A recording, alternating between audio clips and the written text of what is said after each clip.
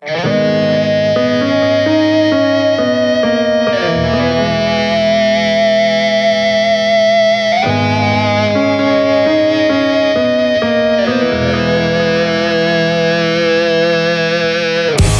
sit here writing my own eulogy as the tears roll down my face. I am the star of this dark tragedy, and now I see the white light shine. I wish you well and all goodbye. Bury me now that I'm gone. Remember my life in this song. You'll be dancing at my funeral. Non-stop rock talk with Tyson Bryden. Welcome to Non-Stop Rock Talk. I'm your host, Tyson Bryden. On today's show, I am very happy to welcome from Canada, the band Playhouse, Peter Cat and Danny Williams. Guys, welcome to the show. How's it going? It's going very well. Thank you so much for having us here tonight. Thank you for joining me. I think it's our first official Canadian interview. Ah, Is it? really? Well, this year at least. This year? Really, Cool. eh? I'm sure in the past you guys have done some Canadian interviews. Yeah, we've done a few, eh? Yeah. Hey, I like how you threw that in there too. That was good. So, I mean, Playhouse has just released a new album on RFL Records, which we'll get to, and it's a great listen. But before we get to the album, I mean, we kind of alluded to that as we were talking because we're saying the first Canadian interview, but Playhouse isn't new to this game of rock and roll. Maybe you guys can give me a detailed account of the band's history a little bit, because I know there is a good story behind the whole thing. And Danny, go. Yes. You're we on. are some grizzled vets here. Do you want like the full long story? No, just, I mean, it's up to you how you, I mean, it's probably a long story that you've probably told before, so you don't have to tell the whole thing, but just kind of the general idea, I guess. All right. I mean, quickly, Pete and I have known each other since, I don't know, like kindergarten, grade 1 or something, Wow. Been best friends since then, on and off throughout the years. Obviously, 35 is a long time, or over 35 years. But that being said, in our teens, we kind of lost touch, ran into each other at a party that I probably shouldn't have been to. I was busted for illegal drinking in a subway station, underage on top of that. Oh boy. Sent home, and my dad just said, "Hey, what happened?" And after that conversation, he said, "Where are you going?" I said, "I'm going to a party." He said, "All right, go, have a good time." So at that party, that's where I hooked up with Pete again. And, we hadn't seen each other in a few years. And he was like, "Yeah, I'm playing keyboards, I'm singing, I'm in a band." And I'm like, "Hey, I'm playing bass." So, that's where it kind of started, pre-Playhouse. And, we played with KK and other people in and out, and saw Eric playing at a Battle of the Bands, and remembered him a few years later when we were looking for a guitar player. It was like, "Hey, who was that guy at that park that time?" And we looked him up in a phone book and actually found him. There wasn't Facebook back then, so it was really old school. I remember that call, me and Pete in his mom's house, looking through the white pages and finding him. And there was a bunch of them, with his last name, Westergaard, and like, "Oh yeah, we think he's in that neighborhood, let's give him a call." And that's it, man. 35 years later, we're still doing it. Wow. That's amazing. But you guys, So that's like a whole random thing about how we ended up together. Yeah. And then once we were together, man, we started playing. We, went into the studio, recorded our first EP, kept building a following, playing everywhere and anywhere. Then we did, Tongue Tied and Twisted, started getting some recognition, filling up clubs and just building our following. I mean, we were jamming like 5 days a week. And the rest of the time we'd finish a jam and go hand out flyers, walking up and down, hanging out at malls and walking up and down St. Catherine Street, which is like the, main street of Montreal. Yeah. If there was a show at the Forum, we'd be outside. And, if you had long hair, you were getting a flyer. And, we just built it from the ground up, really, and just kept working it, Then we started getting some opening acts and, opening for Extreme and Brighton Rock and Lee Aaron and Killer Dwarfs. And then we stopped. I'll let Pete take it from there. We had a good run, and then in 1994 we sat down with everyone, and me and Danny informed everyone we're going to take a cigarette break. And we did. And 2014 comes around, and it's a long smoke. Yeah, it was a long cigarette, man. Yeah. It was a stogie. The never-ending stogie. Yeah. 2014, we start calling each other and throwing around song ideas, and recorded half an EP. And in 2017, we made our infamous comeback show and comeback. And it's been a great ride ever since. So now we've released an EP album 2018 called The Rock and Roll Circus, which did really well. We continue to open up for big bands like Helix and Buck Cherry and Dead Daisies. Cool. And LA Guns. That was cool. That's cool. And we wanted to make another record, and we did it during the COVID, in the middle of COVID. It took 10 months, and we're hell-bent on getting a record deal, and we got one on RFL. RFL, yeah. We should give a shout out to Doug Franklin, who is from RFL, so great guy. Hey, Doug. Hey, Doug. He'll probably listen to this, so we should give him a shout out. Oh, he will. Exactly. So now we've kind of got that out of the way. Now let's talk about Dancing at Funerals, which is the new album by Playhouse. First and foremost. Oh, yeah. Sorry. Go ahead. I was going to say, and Danny go. And Danny. Again. Well, I mean, I was kind of curious. I mean, I know Dancing at Funerals is a song title. Why did you guys decide, and there's an accompanying video, which we will get to. Why did you decide to use that as the album title as well? Actually, we talked about this a few days ago. There was never really that much of a discussion. Like, I think Pete at some point when we were in pre-production or whatever, it's like Dancing at Funerals, and it was like, yeah, okay, cool, makes sense. When you got like a cool title, yeah, that works for an album title as well, then why not? I think there was maybe a couple of other ones it could have been, but that one, I think, described the album. It kind of sums it up in a way.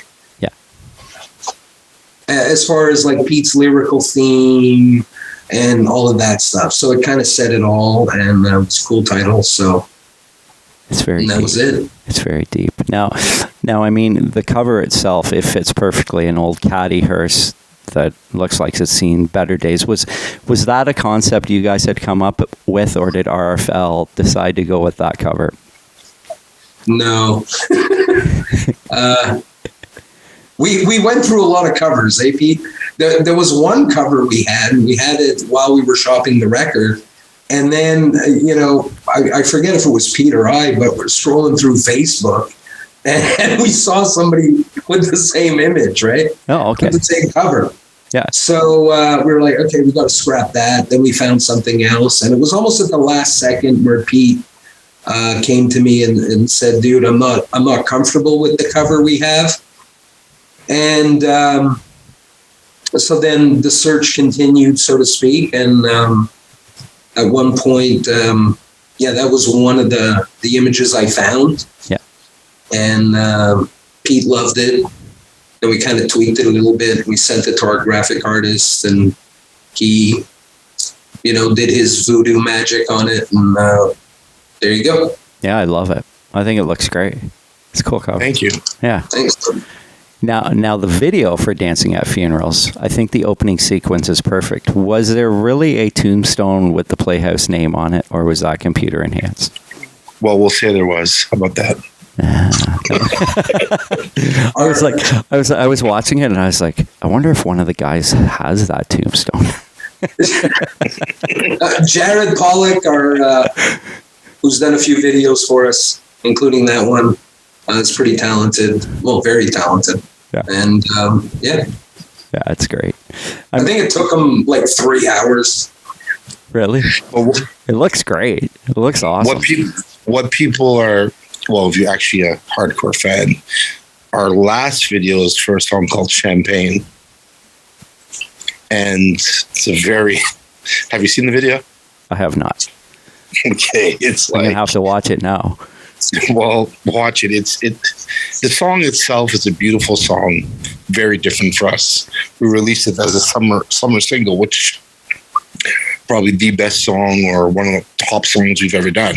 Yeah. Anyways, the video is beautifully done. And it's very inspirational. I'm very happy. But then the video ends, and there's a cliffhanger which connects to Dancing at Funerals. I won't spoil it for you, but watch the video to Champagne, watch until the end, and then connect the next video, which is Dancing at Funerals. Oh, I like how you did that. That's cool. Yeah, we watch a lot of movies. That's kind of like a Guns N' Roses thing from back in the day where they did that, like Estranged and Don't Cry in November Rain, how they all kind of coincided together. Yeah. That's cool. I will definitely watch that. I mean, the darkness of the band's performances is kind of haunting. And the first line, I sit here writing my own eulogy as tears roll down my face. I heard that and I was like, whoa, that's kind of deep rooted. But I mean, the video comes across so well to that lyric, and I love the sequences of the band members singing along to the song. I thought that was a nice touch as well. Right. I didn't know they were going to do that. I was actually shocked. Oh, really? They were doing that. Yeah. I never So noticed. we were singing? Yeah. Yeah, it was pretty awesome that you all at one point were actually singing the song. So. Yeah, it was a nice touch on it. It made it look really natural and really, it's like, oh man, these guys are all into this song. So it's cool.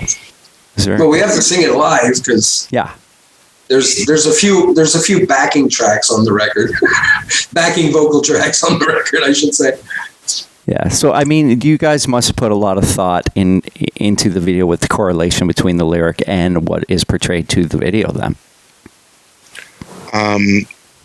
Well, that's not really my department. I'll attend.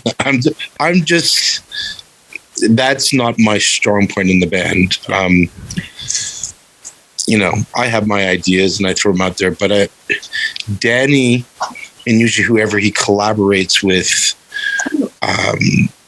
they bring that stuff to life more than I do. So I'll let Danny explain to you.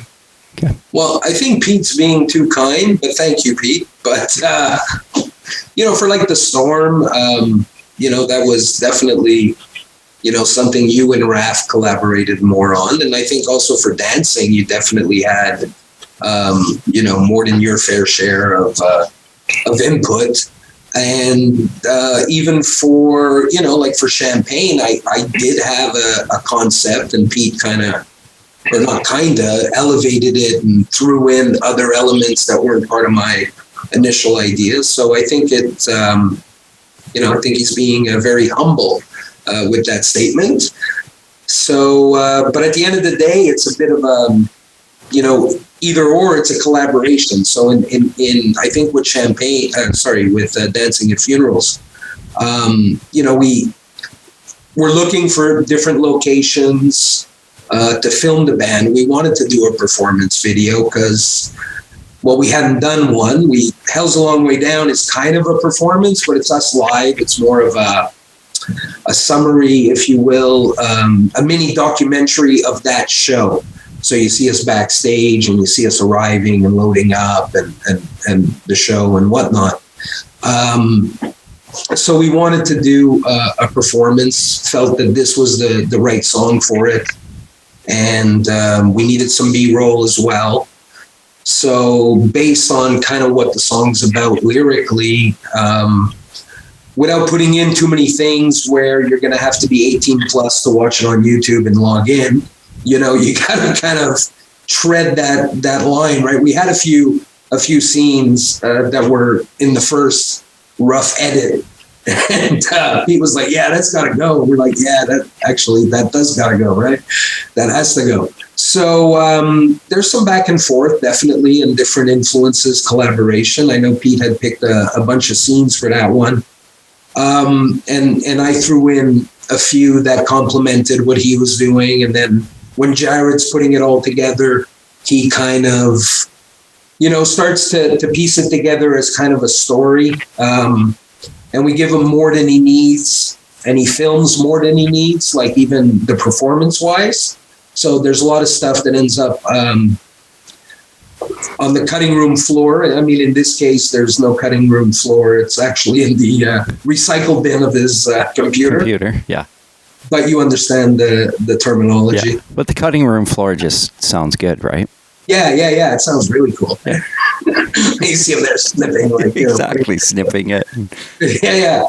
But, so I think at the end of the day, it's really a team effort, you know, of putting some ideas together and expanding on certain things. And then when he, you know, at the beginning, right, he'll do like 30 seconds and send it to us. And so we kind of get a feel of what he's going for. And, you know, I think in this case, like the edits were a bit slow. So Pete had mentioned that, like, it's got to be a little quicker. You know, not enough of the band, or maybe there's too much of the band, or, you know, different things like that. And then once he has a little more direction, he starts to, you know, zero in on what needs to be done. So, yeah, I think it's a great video. I think it came out really well. I really enjoyed it. Thought it looked really cool. And Thank you. And it's got some darkness to it, which I like too. Yeah. Which is but we're not dark people, so I'm happy people are getting that part of the message. Yeah. Like they're getting it, you know, people are getting it. So I'm happy about that. Yeah, that's cool. Now, and some of the stuff is, no, sorry. I just want to, like, some of it is like happy accidents. We were filming, and the studio we were filming at, the guy comes out and he's like, hey, do you want a smoke machine? No way. Cool. Oh, yeah, you know, so it wasn't something that was technically planned. You know, we hadn't, I guess, thought of it. It's not like, I don't know. It was just one of those things. And you know, so we okay, yeah, definitely want the smoke machine. And now, you know, when you watch the video, you're like, wow, what if there wouldn't have been a smoke machine? Yeah. So, yeah, things happen for a reason, happy accidents, you know, so that's always cool, too. Cool. Now getting back to the album itself, in terms of the production side of things, you mentioned the album took 10 months. And I will add, the material sounds really good. It sounds very well produced. Where was the album recorded, and who kind of handled production engineering? Getting coffee, of course, you have to mention getting coffee. You know, all those little details that, you know, people might want to know about. Okay, so it was produced by a guy called Kevin Jardine. His background, yeah, he plays in quite a popular Montreal band called Slaves on Dope. Oh, okay. Yeah. And I don't know if you know the background about them, but they got signed to Sharon and Ozzy's label in the early 2000s. I remember them. Yeah, they're heavy, out in right? LA. Yeah, they toured with everyone from, you know, Limp Bizkit to Korn to, they played the Ozfest twice. Yeah. Anyways, so if you go back to 1988, and we were coming up the ranks, a friend of ours, Samantha, introduced us to this neighbor, a tall, lanky kid, and his name was Kevin. And he really wanted to be involved in what we were doing, and he offered to be our guitar tech. And he was for many years, and he was in every band meeting. And then when we took our cigarette break, he lit his cigarette or put out his cigarette and started Slaves on Dope and got signed to Ozzy's label. So then you move back to 2014 when we make our first post on Facebook saying that we're writing songs. Kevin reaches out to us and says, whatever happens, I'm producing the record. Cool. And we did the first 3 initial back songs with him. We did our last album, The Rock and Roll Circus, with him. And we were planning to do this new one, Dancing and Funerals, with him. So it was produced by him, and it was done at Uplift Studios in Montreal, Canada. Nice. That's awesome. And do you want to know how we made the record? That's what people really wanted. Well, I'm still curious who went to get the coffee. No, just joking. We got our own. We got our own, yeah. Awesome. Now, in terms of formats, of course, MP3 streaming sites are the norm, but are there actual physical copies available of the album? Yes. Nice. CDs, perfect. Yeah, there's also, it's not available on the site. It'll be available on our website in the next few days, probably by the weekend. We'll make an announcement next week, but we have, they were available at our gigs, digital copies that are on USB card. Oh, cool. Okay. It comes in like a metal tin as well, like a collectible, so it's like really cool. It's got the logo and all that stuff. And you get the MP3, but you also get the waves of the album. You get the artwork. We also included the videos, except for Dancing at Funerals and a few other things. That's cool. That's cool. That's a cool way to do it. Little bonus pack, Yeah, special edition. That's a cool concept, especially using today's technology to, so someone actually has this physical thing and they can put it in, and that's very cool. Yeah, we thought so. Yeah. No, it was Pete's idea. That's a great idea, Pete. Good job. Yeah. Now, because I don't have a CD player, so I'm like, where am I going to play the CD? I have a massive. I know they were doing that a few years ago. And when he said it to me, I was like, "What? Really? Like bands don't do that anymore." And then I Googled it, and then I was like, "Oh, wait a minute, bands are doing that." Yeah, that's wild. Okay. Yeah, I mean, you gotta educate yourself when you don't know what's going on. I mean, there's some bands that are actually doing cassettes again. Trying, which I think is cool. I mean, I don't love cassettes, but the concept's cool. I'd love to do tape. I don't know about Dancing at Funerals, but yeah, why not? Yeah. I still have my old tapes, and I got a cassette player, and I sometimes put them on. And I sometimes, when I go to a vinyl store and I see some tape that I don't have of an album I really like that I have on vinyl and CD, I'll be like, I got $2, I'll buy this. And it goes in the collection. Yeah, I don't have it. I mean, I haven't had a cassette player in years, and for some reason, in the early 2000s, I gave away all my 80s cassettes to like Goodwill or something, and I totally regret it now. I probably bought a bunch of them. You may have, exactly. And I'm like, why did I do that? I mean, I'm the same as you. I have it on vinyl, have it on CD, but I wish I still had those cassettes. It's, one of those stupid things I did, but because you're like, I'm not going to want this anymore. And then here we are 20 something years later, and we're talking about it today because it's one of those big regrets, right? Yeah. I think the last Def Leppard album is available on cassette, The Struts, a lot of bands have done that. That's cool. There's like all my Metal Edge magazines too. I sent those to the dump, and I had like, oh man, I know. Dude, I wish I still had mine. What's that?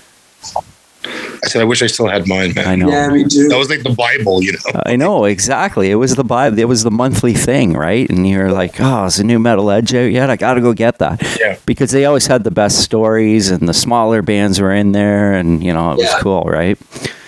Yeah. But Metal Edge, Rip, Circus, yep. Cream. And Cream, yeah. You know what? Speaking of which, and I'm getting off a little off topic. Have you seen the Cream movie? No. It is cool. I heard it was really cool. Yeah, and definitely plan on checking that out. It's very cool. It was. There was a few surprising things in it, but I mean, just like I was surprised at the fact that it was just they did it so small time, and it was such a big publication. Yeah. Which was such a cool thing. So, but I got us off track. I apologize. Now, I know there are some upcoming shows. Where can my listeners see Playhouse live? Well, the one you mentioned before. That's the Voodoo Rock Fest, right? The Voodoo Rock Fest, yes. And then we're playing on the 29th of September. We're opening up for Gilby Clarke from Guns N' Roses. Cool. In Ottawa at Monkey. At Brass. Thanks, Dan. And then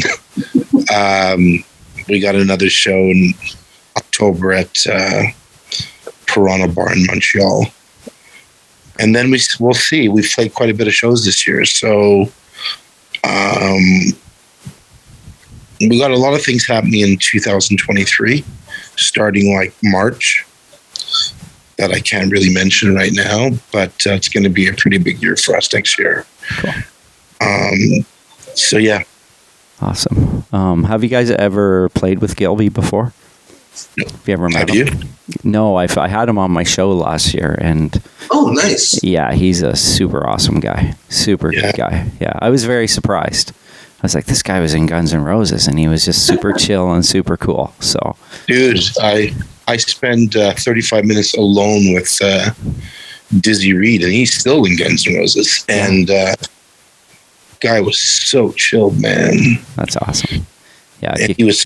Yeah, he's a really nice guy. Yeah, Gilby was the same, and he was like, it's funny because he was talking about having dinner with Nikki Sixx and how he's like best friends with them, and their wives are friends, and I was like, this is so weird. It's like, right. You know, it's like, wow, it's right. Like we're really talking about this. It's kind of cool. So yeah. And the cool thing is that you guys actually, and I was going to ask you about the song 1989. And obviously you guys love the 80s as much as I do, so because we've talked a bit about it. I mean, and you make reference to Tommy Lee and Nikki Sixx, and I mean, anytime I hear anything about Nikki Sixx, because I'm such a big fan, it immediately captures my attention, right? So, right. What kind of was the basis of that song from your perspective? What were you guys kind of going for on that one? Well, it's an interesting story.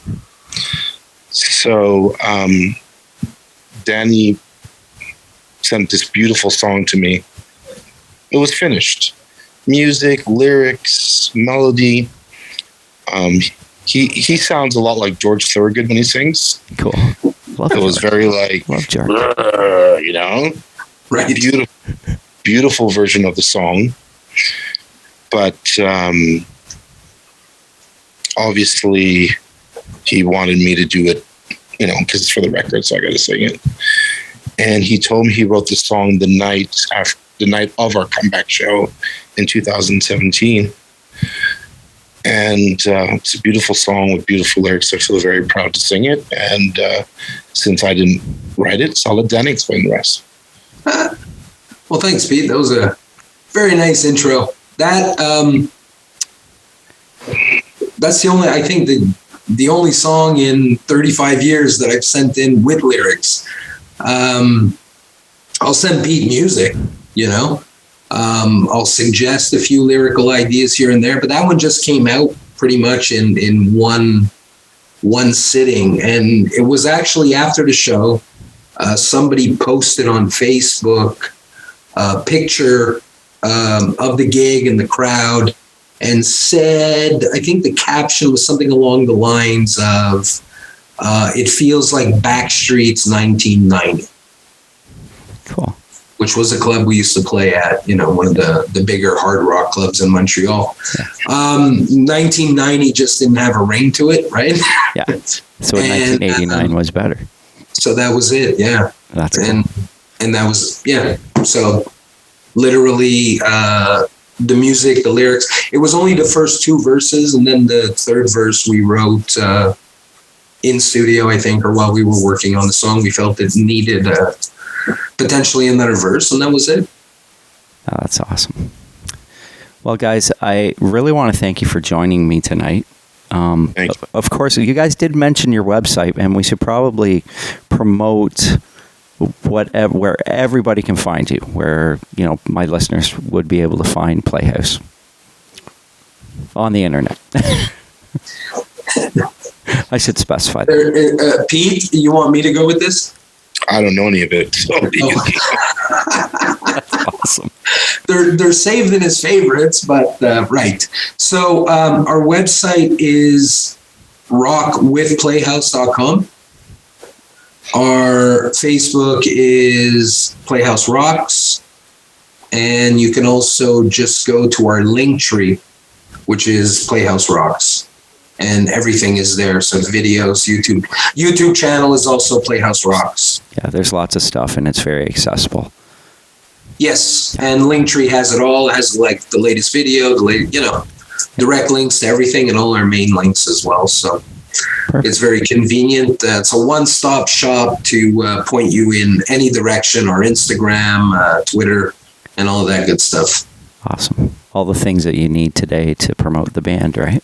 Right. Yes, absolutely. Yeah. Even all the streaming sites. So definitely, if you got a Spotify account, go check out Dancing at Funerals, stream it, or Apple Music, or YouTube Premium, or Amazon Prime, or whatever it is you use. Yeah. Check out the album, listen to it, give it a listen, and then hopefully, if you're a fan of rock music in general and you like a bit of variety, I think the album should definitely be added to your favorites. I like that. I agree. So it is on Amazon Music, because that's what I use. So I will have to. Doug did send me a copy of it, but I'd prefer to have it on my phone. Nice. So I can listen to it in the truck. It's a lot easier if it's on Amazon Music. So. Yeah, no, I have it everywhere. Awesome. Well, guys, thank you so much, and I wish you the best of luck. Unfortunately, the gig in Kingston next week, which I told you that my band is playing on Friday night. Yeah. I won't be there on Saturday, unfortunately, because we're playing elsewhere. So, no problem.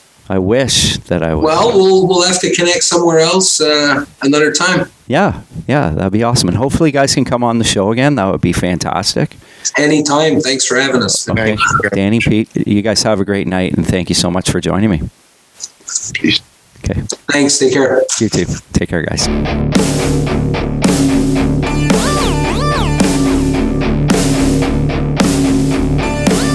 It was the summer '89, I was just out of school. Not a dime in my pocket, nothing to lose. Cruising down the boulevard.